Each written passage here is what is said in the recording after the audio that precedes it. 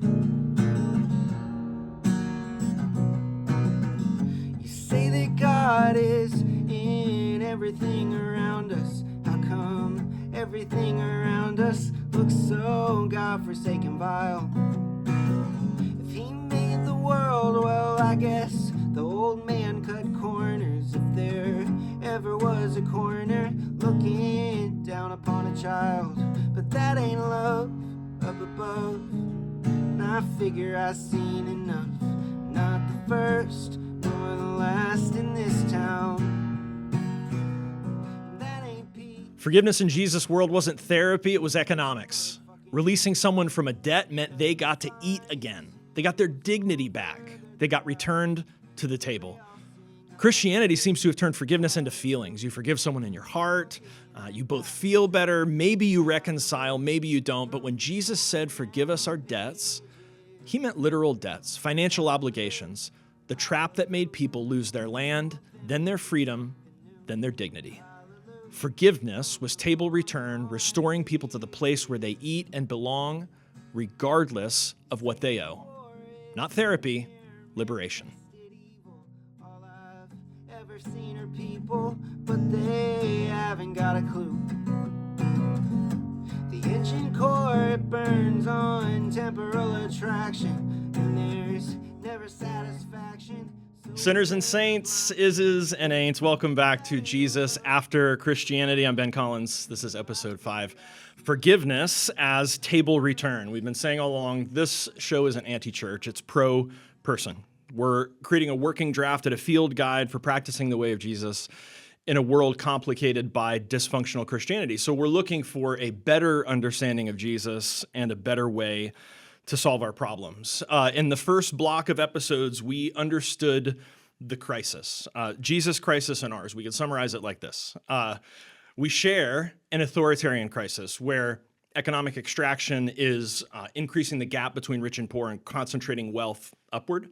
Authoritarian occupation, which is decreasing democracy and increasing violence. And finally, a religious extremism that is justifying those things in the name of God.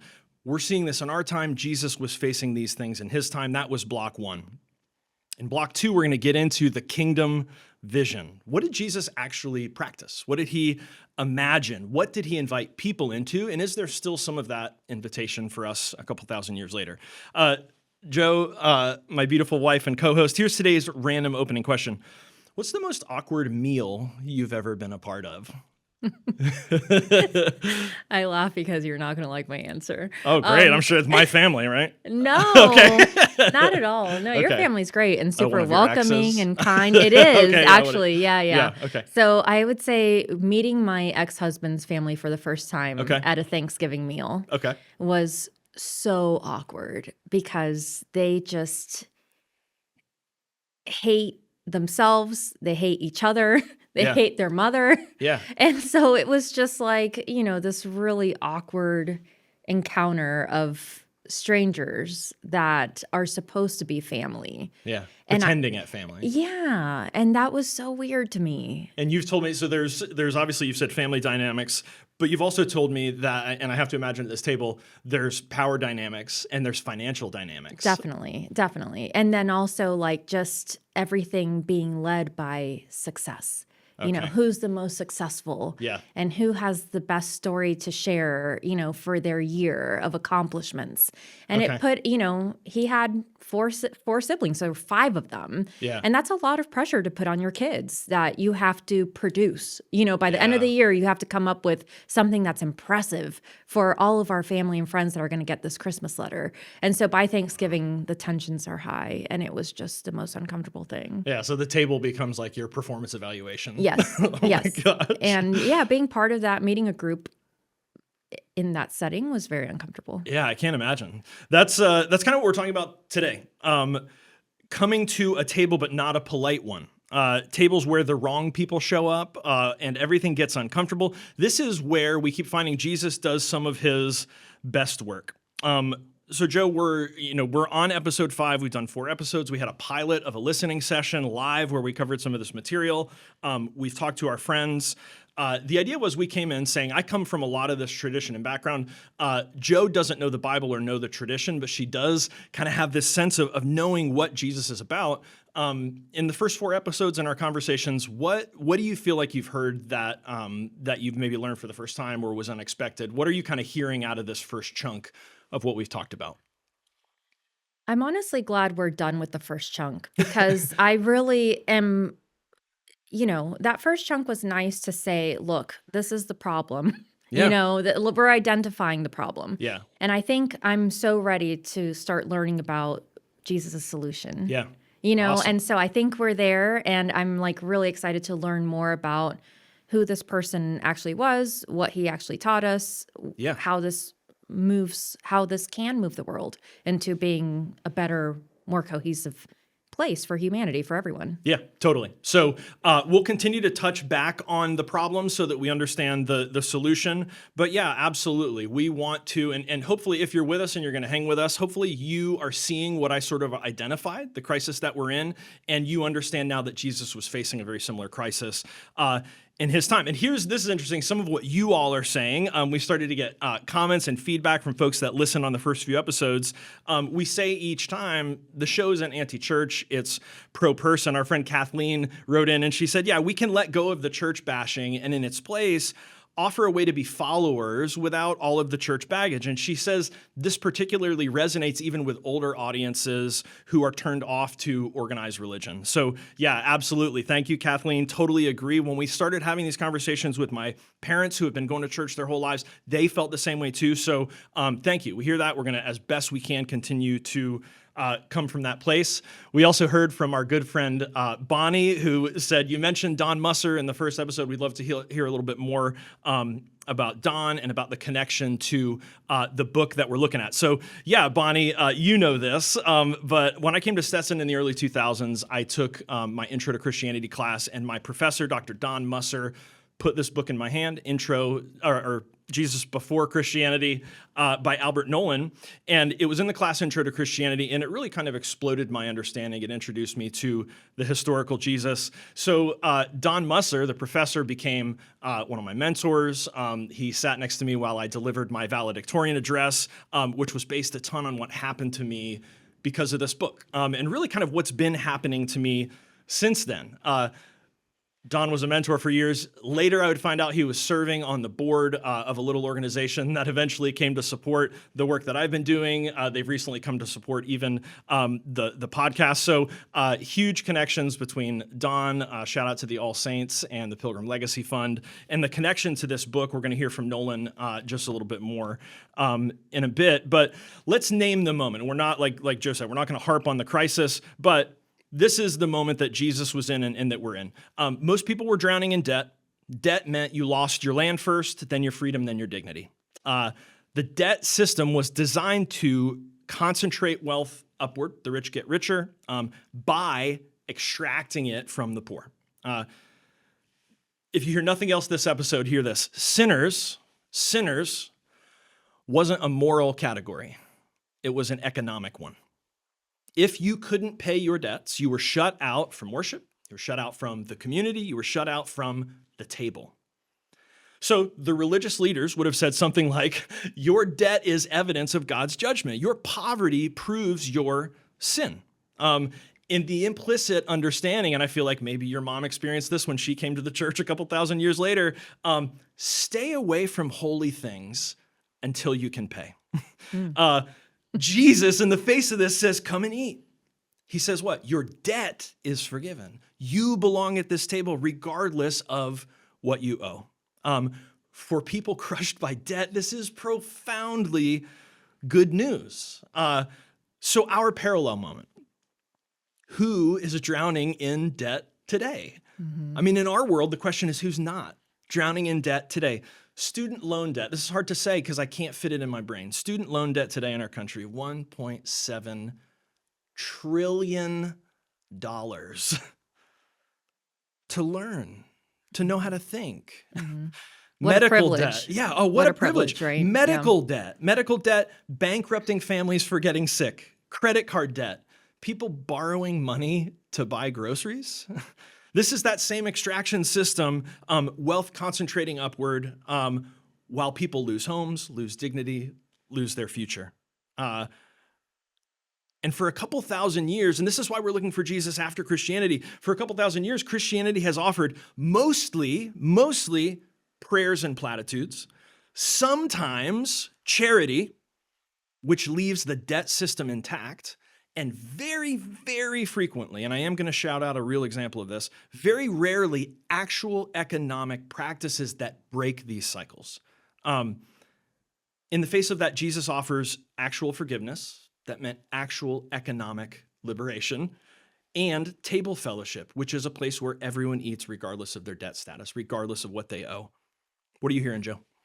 I can't help but think about how blessed people are to have what they have. Yeah. Right? Even in today's society, we still believe that. I Yeah. mean, we still, people who are like, "Oh, you're so blessed," or "I'm so blessed because I Yeah. have a Porsche." Yeah. And Yeah. it's just like, I don't, by the way, have a Right. Porsche. I drive Yeah. a Hyundai. Yeah. But the point is, people are still thinking that way. Yeah. Like God favors the rich. Yes. Who were we just having this conversation with? With Jordan. Yeah. The experience of that church where it was all that sort of health and wealth gospel. Yes. And I do want to say, though, I think, and I don't want to get too far off into theology because we want to stick with the historical Jesus, but I do think there is this dangerous line, right, between knowing how good I have it and saying I'm blessed as an expression of my gratitude. Mm-hmm. I don't deserve any of this. This is a gift. I know I couldn't have had it on my own. I'm grateful for it. Yes. So different than saying my house, my car, my job is because God prefers me. Yes. Right? Because God has blessed me because I did something right, believed something right, stayed pure from the sin, whatever it is. Very different things. So gratitude, absolutely. Obligating God to bless you by your performance, very different than what we're talking about. So when you talk about student loans, when you talk about medical debt, the biggest thing that I think about are the hundreds of thousands of people that are dying in our country unnecessarily because they're trying to avoid medical debt. Yeah. We see this all the time. Yep. Recently we went to Chili's to, see our favorite server ever. Yeah. And instead we found flowers and note paper that you could write a note to his parents, giving your grievances because he passed away. Yeah, of a preventable. Because he had jaundice and a liver issue that could have easily been taken care of. Yeah. But because he didn't have health insurance. Yeah, who's going to take out debt to go to the doctor? Exactly. Find out what's wrong? Who's going to call an ambulance when they feel sick? Who's going to go to the hospital? Who's going to take off a shift when you need that money to pay your rent? When you need the rent? money to pay the rent. Exactly. Yeah. So yeah, I just feel so bad for Johnny's family who lost him. And you remember, I couldn't even eat. And I was talking to the staff. I was so upset. Yeah. And, the staff was devastated. Losing a coworker is not easy, Right. And everyone, the whole environment of that Chili's was super somber. Yeah. And you can just tell, like, we lost a light, in our community. Yeah. Rest in peace, Johnny, but it wasn't his time. Yeah. This is the fact that he did not have money to get health care. Yeah. And therefore didn't, and therefore died in his 20s. Yeah. I'm sorry. That's unacceptable. Yeah. That's so unacceptable. That's the crisis. Yeah, that is the crisis. The system is broken. People are dying and suffering unnecessarily of things that are totally preventable. And talk to your neighbors. That's it. And it has to start with us. That's it, right? You have to find out it from the top. what the needs are in the community. We have a neighbor 4 houses down who currently has a blood clot in her leg. Yeah. And I saw her. I saw the way she was walking. I'm a vascular tech, by the way. And I could tell that there was a blood clot there. Yeah. And she confirmed there's a blood clot. And I said, well, are you on Eliquis? And she said, Eliquis cost $1,500 a month for me to get. So therefore I'm not. Yeah. And my response to that is she is probably going to die before the end of the year. Yeah. That blood clot is going to loosen. It's going to end up in her heart. It's going to end up in her lungs, and she will die. Yeah. And her husband, who is such a hardworking man, is going to be a widower. Yep. because of something that's so preventable, but they don't have $1,500 a month to take care of it. So, we're going in and we're looking to see, which charities could possibly help. Yeah. I'm obviously going to help from my own paycheck to make sure she gets the medication that she needs. But where is our community? Where is our government? Yeah. Why are we not helping the sick? Yeah. Why is the system set up so that the people with the least and the most need are suffering the most and getting the least help? Yeah. That's it. That's exactly it. Did you know that the Jesus After Christianity podcast is a part of a larger project called the Listening Year? With weekly gatherings in person and online, monthly events, and open resources to listen and practice wherever you are. We're going to spend all year listening. Go to listeningyear.com. Let's get into today's teaching. It's going to unpack these things quite a bit more. The main idea is that forgiveness is economic liberation that restores people to dignity, to community, and to the table, regardless of what they owe. We've been talking about trying to uncover a better understanding of Jesus and a better way to solve our problems. A better understanding starts with this. You've got to understand that debt meant slavery. Debt meant slavery. This is the debt trap mechanics. Let's say you're a farmer, you have a bad harvest, you have to borrow to cover what you've been missing. You borrow at compound interest. You can't catch up on the compound interest. Eventually, you have to sell your land. This is your ancestral land that God gave your family. You have to sell the land, and even that is not enough to cover your bills and your debts. So then you have to sell your labor. You're working on your own ancestral land, and that's not enough. So in many cases, you have to sell your children into debt slavery. Debt was the progressive loss of dignity, of freedom, and of belonging. So sinners were people who couldn't pay. Like we said, it was economic, not moral. You were shut out from worship, from community, and from your place at the table. In the face of this, we have, and this is maybe one of the most famous passages in all of Scripture, in Matthew 6, the disciples say, Jesus, teach us to pray. And in the Lord's Prayer, he says, forgive us our debts as we forgive our debtors. The Greek word is literal financial obligations. Jesus taught people, when they said, teach us to pray, he taught them to pray for economic liberation. For economic justice. For economic You could justice. even Yeah. argue. Yeah. The point is, debt wasn't financial. It was the mechanism by which the empire extracted wealth from the poor and crushed their dignity, kept them small. The next thing you have to understand is that the table then was the picture of an alternative economy. Joe, when you think about this, we hear, Jesus ate with sinners and tax collectors, the misfits and the people of ill repute. What picture comes to mind with sort of sinners and tax collectors? It feels like a table I'd want to be a part of. Yeah. It seems like it would be a block party. Like it would be fun. Yeah. To sit around and meet a bunch of people who are who they are. Yeah. And sinners by whose view? Like if you're a sinner because you owe money, because you had a bad harvest, a bad crop year, like who cares? Like you're me. Yeah, exactly. Right? We're the same Yeah. person. We're all the same. We're all sinners in one way or another. So it just seems like it would have been a really good place to learn from other people and from other people's experiences. Yeah, it is profoundly equalizing. And I think I feel the same way. And I think as we talk about it, people picture it that way, this inclusive, open, vibrant place, which is true. And this is what's happening in terms of the debt mechanics.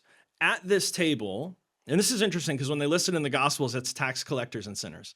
At the table, tax collectors are actually, it's not like the IRS. Tax collectors are actually debt collectors for Rome. These are the collection agents, and sinners are the ones who couldn't pay.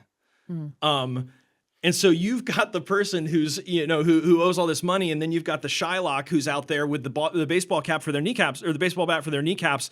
And this is the table that Jesus puts together. So the table is revolutionary in and of itself because at that table, everyone eats. Even in the midst of debt and collection, resources are shared. And not only is nobody hungry, we've been saying that, nobody's left hungry. At that table, no one's ashamed.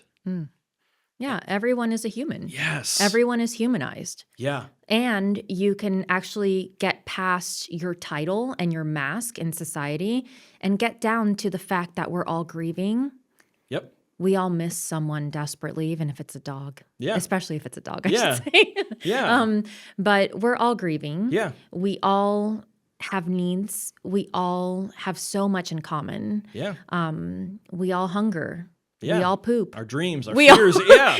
we're the same. So much more alike. We're so than we much are more different. alike than we are different. Yeah. And even if society tries to pull us in one direction or another, Yeah. at the end of the day, I truly believe we're all good people just trying to be good people in a hard world. Yeah. And I think when you're on social media talking to 8 billion people, it's hard. When you're at a table, it becomes much easier to see one another as people.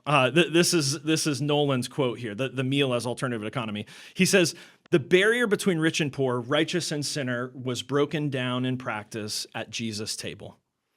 This was the kingdom made visible, not as a future reward, but as a present practice. And you can imagine then why these leaders hated it so much is not just inclusion. Jesus is demonstrating this alternative economic system that threatens this extraction by which everything is propped up. Last thing we got to understand, forgiveness has to be unconditional. This is tough. We're going to talk about this quite a bit. Christianity's version for a couple thousand years, right? This is why we're looking for Jesus after. Christianity's version has been, it requires repentance first. The offender should apologize and promise that they're going to change. Then maybe we forgive them once we feel safe, but we, probably keep reminding them of what they've done. But then we find Jesus in the Gospels, and he says things like this in Matthew 18:22. The disciples ask, how many times should we forgive? He says, forgive 70 times 7. Which, don't do the math. It's sort of a Jewish hyperbolic way of saying, stop counting, right? Lose count on purpose. Jesus is being crucified in the Gospel of Luke. He's being crucified. And from the cross, he prays, Father, forgive them, for they don't know what they're doing. There's no repentance required. He's not expecting an apology. It's just forgiveness. And here's the idea. If forgiveness depends on repayment or punishment, it is still the debt system. Of course. And I think if we don't bring anything else to light in the podcast, part of what Jesus after Christianity is asking is, can we get back to unconditional forgiveness and put to bed the debt system that has become modern Christianity? Because it's reinforcing all the debts that Jesus set us free from. What's so hard about that? Capitalism. There's What's so that hard truth. about that is It costs. the system that we're in. Yeah. That we have this belief, and I'm not saying the belief is true or false. It just is our belief as a society that It's how we everything operate. costs money. It's how we operate. Yep. The transactional system. Yep. Yeah, quid pro quo. If I get anything, I got to give something. You have a passion, maybe a problem you want to solve. You're headed somewhere. Getting where you're going is hard. It's even harder without a guide. Whatever your passion or profit margin, Promised Land Partners is a boutique consulting firm that helps you get where you're going with guidance and solutions on the path to your promise. You can check it out at promisedlandpartners.com. With practical tools like the Activator Launchpad, Tribe Builder, and Financial Positioning System, you can take an important next step on your path. Go to promisedlandpartners.com to get started. Again, that's promisedlandpartners.com. So here's this parable in Matthew 18:23-35. For the sake of time, I'm not going to read the whole thing. The servant owes an unpayable debt. The king cancels the debt unconditionally, totally canceled. The same servant goes and chokes out another servant who owes a much smaller debt. The king calls in the first servant and he says, I forgave you everything. Why couldn't you forgive even this tiny bit that you were owed?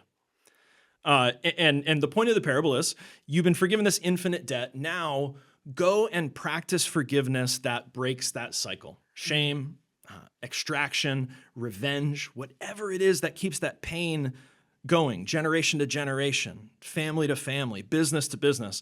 The point of this is unconditional forgiveness is not, and this is what I think becomes so hard about it sometimes, unconditional forgiveness is not the same as no accountability. We've talked a lot about the fact that, bad leadership so often is the lack of accountability. Unconditional forgiveness it's not that there's no accountability, it's that the relationship isn't held hostage by the debt anymore, right? Restoration becomes possible. repair becomes possible. A big part of that parable, though, to me, speaks in the common pattern that we just see with humans. That Yeah. is, even if you're forgiven your debt, Yeah. you forget history so quickly. Yeah. And we repeat history Yeah. all over again. I mean, the fact that we even have war today, Yeah. where I can pick up my phone and FaceTime Whoever you're mad at. whoever I'm We've mad had a at. misunderstanding. We can have a conversation. We can figure it out. No one needs to die. That's Yeah. so antiquated. If you Yeah. think about war and violence, it's so antiquated. And I love that our kids are growing up in a generation where, we were literally sitting at a bar. I know, taking your kids to a bar. We're the best parents ever, whatever. We were at a bar. Solidarity, man. We got to show them the world. Dude, our son loves their mac and cheese, so we're going to go back. So we're there at the bar, and he's looking at the news, and he goes, "Ooh, what video game is that?" Because they're showing the war in Gaza on the news. Wow.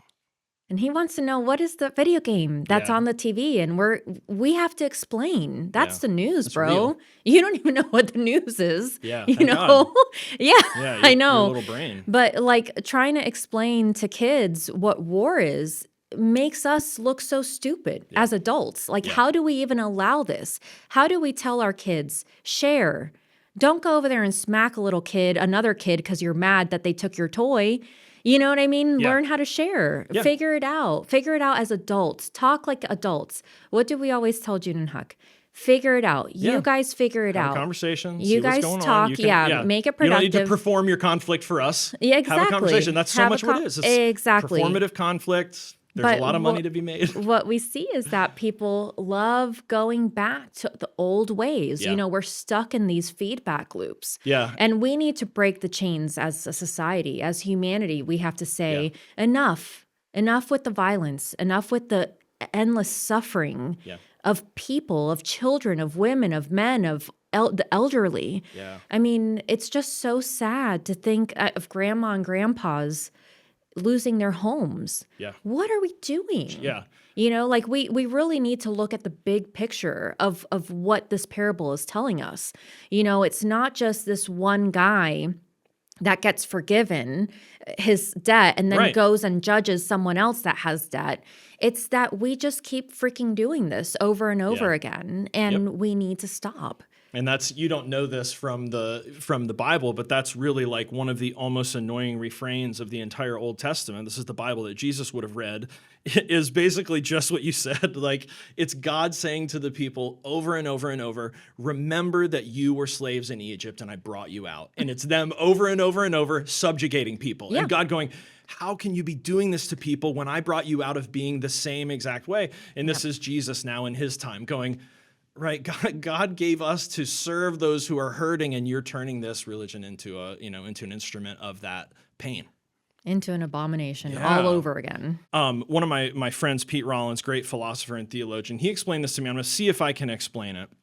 It's kind of two, in terms of debt and how this works with the Christian faith. So there's having nothing, right, which is like the flat ground, and then there's debt, which is having less than nothing. You owe something, and Jesus comes along and basically says, we're going to take the debt and get rid of it, right? Unconditional forgiveness. Render that gap, get rid of it. But then very quickly, Christianity comes back in, and in the face of unconditional forgiveness, reintroduces transactional language, debt language. So you get deep in the Christian tradition, you're singing hymns like, Jesus paid it all, right? All to him I owe. And it is very clear transactional debt language, even though what we've actually found is Jesus rendering that debt nil, not paying the debt. And I think we miss that a lot and I think that's how it's so easy for Christianity then to say, well, then forgiveness has become about personal feelings. You forgive in your heart. It's about how you feel. Maybe you reconcile. Jesus says forgiveness is about actual economic restoration, bringing people back to a table who have been unable to pay, regardless of what they owe. Yeah, I've been looking forward to you saying restoration this whole episode because I want to get into that so bad. Let's do it. Okay. So I looked up the definition of restoration. It's the action of returning something to its former owner, place, or condition. Mm.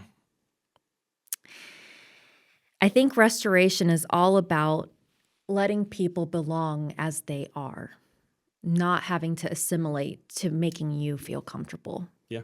They don't have to be like you Yeah. in order to be accepted. They can be like themselves. We can each be ourselves and be accepted. So yeah, forgiveness is maybe like this, 50-cent theological word. Maybe we could say unconditional forgiveness feels like unconditional belonging. Yes. I get to come and be who I am. Right. I don't have to change. Yep. And to be able to restore the wrongs that have been done to huge groups of people Yeah. is as simple as allowing these huge groups of people that have been wronged to have a fullness of life. Yeah. Everyone should feel safe. Everyone should feel like they belong. And everyone should be allowed to experience joy. Yeah. And when we have systems of oppression, what we're doing is we're taking away those three things, Yeah. which if you really think about it and you relate it to the Constitution, we really are a country that was founded with the idea that everyone here will be able to find that. Yeah. Life, liberty, and the pursuit of happiness. Exactly. And then we bought into this business plan that nobody really signed up for, which is life, liberty, and the pursuit of happiness are not free. And in fact, the cost of those are life, liberty, and the pursuit of happiness. You have to sacrifice those things to participate in this system. And you have to go into debt to be able to participate in the system. Yeah. And then will those debts be forgiven? Well, I voted once upon a time for someone who promised they would forgive my student loan. Yeah. And it didn't happen. Yeah. Well, and even that, right? I was in public service. I was in full-time ministry, which counted as public service. And I was supposed to be able to do a 10-year loan forgiveness program, but it's not. I pay you 10 years of public service and you forgive, right? Mm-hmm. That's not forgiveness. That's repayment. That's setting us back in the transactional reality that I think Jesus is meaning to set us free from. And I worked my butt off all through college. I worked in sales all through college so that I wouldn't end up with a bunch of student loan debt. I know. And then I was an educator for 10 years. I never had anyone repay my loans because I didn't have loans. And then when I decided to go back to college, I needed to get loans to be able to go back and make a better life for myself because I was living in poverty as an educator, as a teacher. And meanwhile, I had the extreme privilege of working less and taking out more debt. And, and now that you married me, we're stuck with that debt still, even though you work to avoid it. Mm-hmm. And that's, even if you're not married into it, people inherit generational debt. And even if they don't inherit the numbers, they inherit the shame. Yeah. They inherit the stigma. They inherit how they feel about their own lack that isn't theirs, right? Mm-hmm. Back to the first few episodes, it's a part of a bigger system. Mm-hmm. When you think about, Joe, as we get into our practices, when you think about student loans and medical bills and money owed between friends and family even, what would it begin to look like to actually release people from what they owe, from some of these debts? I know so many people who are in so much debt that I feel that if we were to release them from their debt, it would allow them to spend more time with their children. It will allow them to quit that side hustle so they can actually be parents and actually be present with their kids. To have the life they're working so hard for. Absolutely. Be able to enjoy it. Be able to do at least one time every year or two, take their kids on a vacation. Yeah. Let their kids go to Disney World for the first time ever.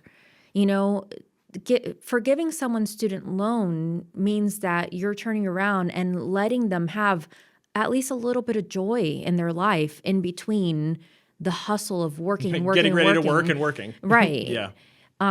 So I feel like ultimately it would benefit children. It would benefit families. Yeah. And it would benefit the individual, just giving someone the peace of mind of knowing this isn't weighing on me every day, all the time. It can feel crushing. Debt is a lot like grief in a lot of ways. Oh, yeah. Debilitating. So, Joe, we were talking about what that would kind of look like. to actually release people from what they owe, but even the idea of release is not available to everyone. So like even like the student loan forgiveness thing, like we said, it's not for everyone, right? And you were sharing about like special programs and who can get it. Yeah, absolutely. So when you look at who can have student loan forgiveness, if you look at who's benefited from that, Yeah. it's usually the people who are at the top. Yeah. You know, if you look at the members of Congress, for example, how many of them have student loans? Not the new ones, not the grassroots people. Right, yeah.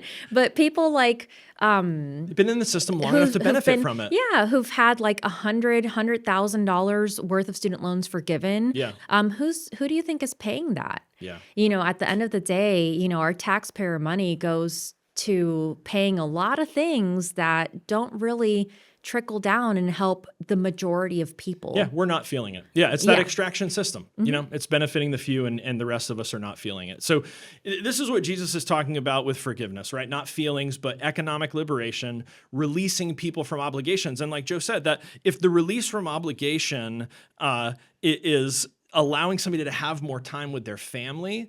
I was thinking, I wish we had more data on this, but I would imagine that it's better for the economy too, right? If people are forgiven a debt, maybe they begin to believe they live in a world of abundance rather than scarcity.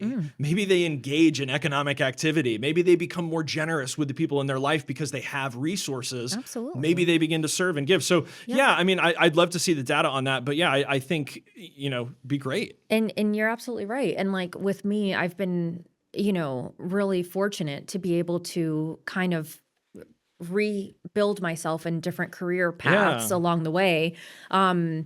And now I am able to give back. Yeah. I am able to give money to charities that I truly believe in. Yeah. I'm able to, pay for that person's groceries that's in front of me in line. Yeah. I'm able to do things like that. I'm able to, buy lunch for that homeless person or whatever the case may be, but I'm able to do that. I'm able to give because I have. Yeah. And it's like, if you just let people have, they will contribute so much more to the local economy. Yeah. Also, I mean, if you think about it, where is all this money that these billionaires are getting? How much of that is actually hitting our local economy? It's not. It's extracting money from our local businesses, from our local economy. Yep. And it's like, I want to help local businesses. We shop local a lot, and as much as we really believe in that. We're actually in a local studio right now. Yeah. Even though we could potentially do this in our own living room, we want to support local businesses. And it's like, if you give people the opportunity to actually have a little bit of spending money,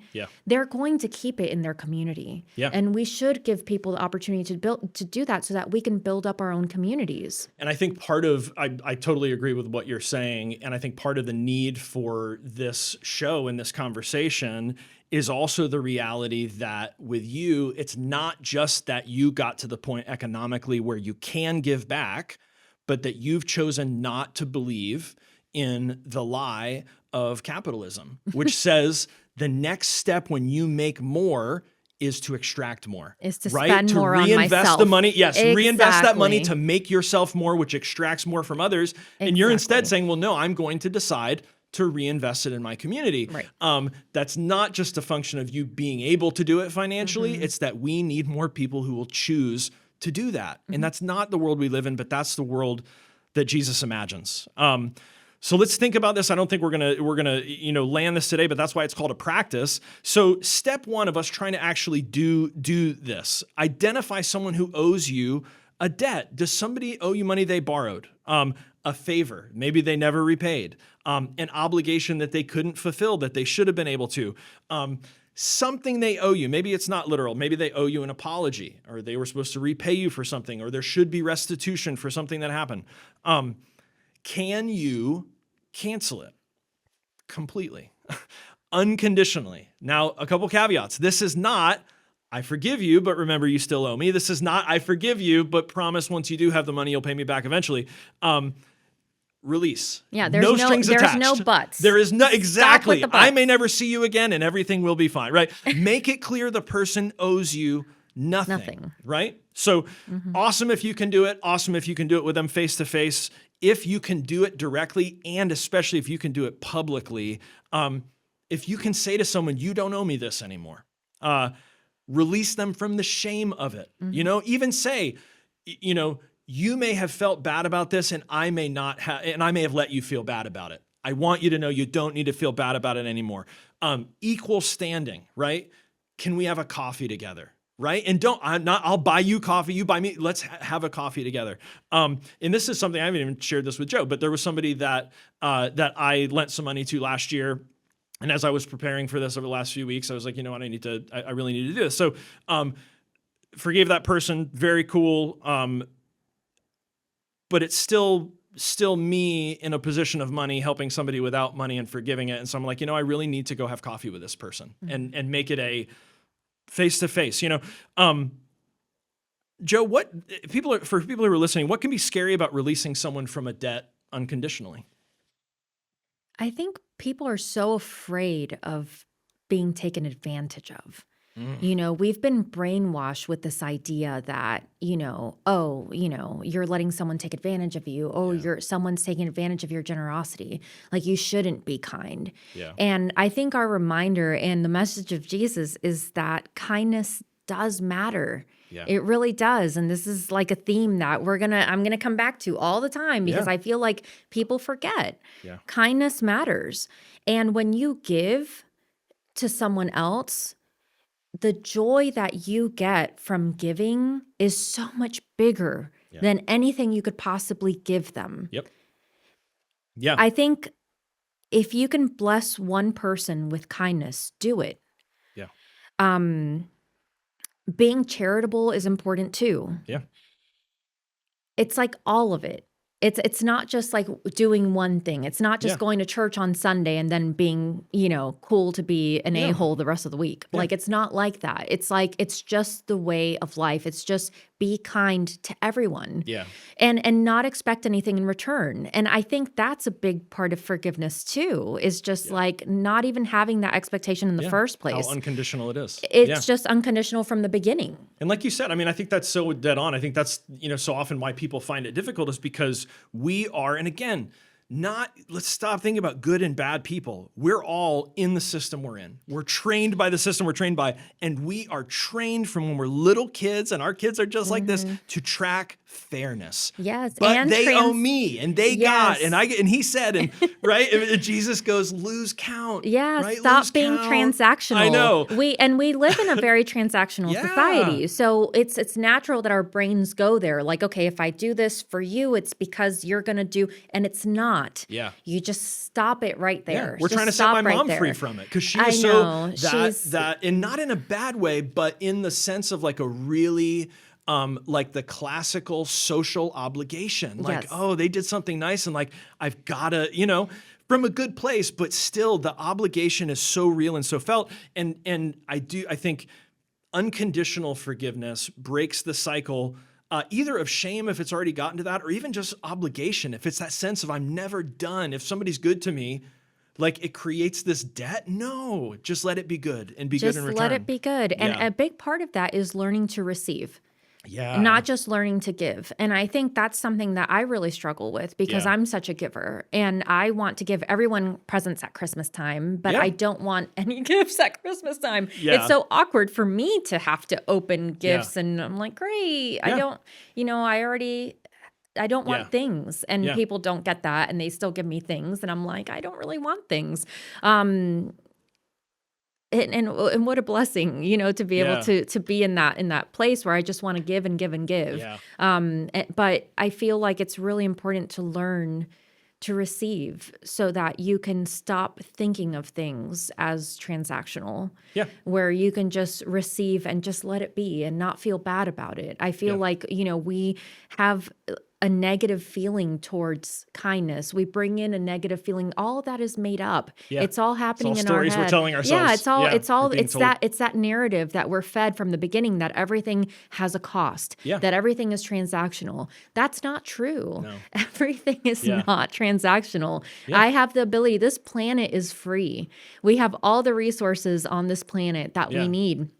You can grow food in your backyard. That's free. Yeah. Why don't we have fruiting trees in our public parks so that you can just reach over and grab that mango or grab that apple, depending on where you live. Yeah. And, just Capitalism, scarcity, ownership, property. Exactly. Also stories we tell. It's all stories we've chosen we to tell. believe. Yeah. So I think just breaking that narrative and just believing that not everything is transactional, that humanity is not transactional, that we can all be kind to each other and we can accept kindness from other people. Yeah. And that would make the world a better place, period.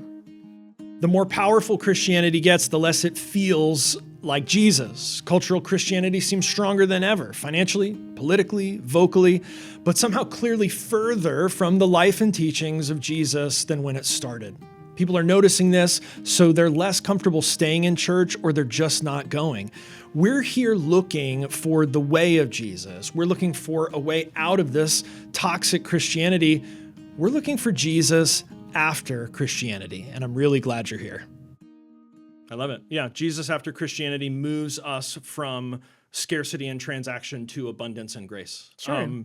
So why this matters, the system tells us keep the ledger, right? Track what's owed, make them pay. Jesus says cancel the debt, release them, bring them back to the table again. The idea theologically, this is what forgive us our debts actually meant, right? Economic liberation, not just this absolution from guilt. And practically speaking, this means in the next week or two, someone in your life walks free from an obligation. They feel lighter from a sense of shame. They get a bit of dignity back. That you can, if at all possible, literally invite them to come back to the table. And listen, this is not pie in the sky. It gets messy. We're not saying it's easy. What if the debt gets too large? Okay, cancel what you can, right? Even if it's not everything. Coming into the end of the year, I have a little more money than I expected. I'd like to cancel a part of this debt. Start with the debts that you hold over people emotionally. If you don't know what those are, spend some time. It's uncomfortable how aware I am of what they are without having to think about it much. Release someone from the shame of owing, even if some of the practical debt remains, right? I don't know your financial situation, but I think you get what I'm saying. Even harder, what if they don't deserve it? That's kind of the point. You deserve it, and the world deserves it, you know? Unconditional means unconditional. The world deserves your generosity. Let it go. Yeah, absolutely. Let it be. Let it happen. Maybe it heals you. Maybe it heals them. Forgive them. And look, I know we're not going to get into abusive relationships and all that. But it is possible to forgive without condition and to make sure that you're safe, and you got to do both. The point is, if forgiveness depends on deserving it, you're really just talking about the debt system by another word. All right, we've done it. That's episode 5. Let me just kind of sketch where we are and where we're headed. In the first block, we established the crisis. We live in it. Jesus lives in it. And we need a new way to understand Jesus, better way to understand Jesus and to solve our problems, not as a hero, but as a guide. In this episode, we began this picture of bringing the kingdom from abstract into reality. It starts at the table. Forgiveness is economic, unconditional belonging, regardless of what you owe. This is the foundation of everything else, because if the table is the kingdom of God in microcosm, 3 or 4 or 5 of us around a table, what does the kingdom look like at full scale? It is not a place. It's a practice. Wherever we practice economic sharing, barrier crossing, solidarity, that's the kingdom. So subscribe wherever you get your podcasts, share it with somebody who needs to hear it. Thanks to Orbis Books for their partnership on the 50th anniversary of Jesus Before Christianity. Find that book wherever they are sold. This is Jesus After Christianity. I'm Ben Collins, my amazing wife, Jill Collins. We're looking for a better understanding of Jesus and a better way to solve our problems. We'll see you next time. We're beautiful people with messy past, so have no fear, no judgment here. Jesus After Christianity operates without institutional backing. Your support makes it possible for this movement to continue and spread. You can give via PayPal at jesusafterchristianity.com. This podcast is produced by Paper Jacket, music by Fred Wilson and Andrew Brooks and other artists, and thank you to Orbis Books. I'm Ben. Let's pay attention to what Jesus paid attention to together. Thanks for listening. Peace. With an open table.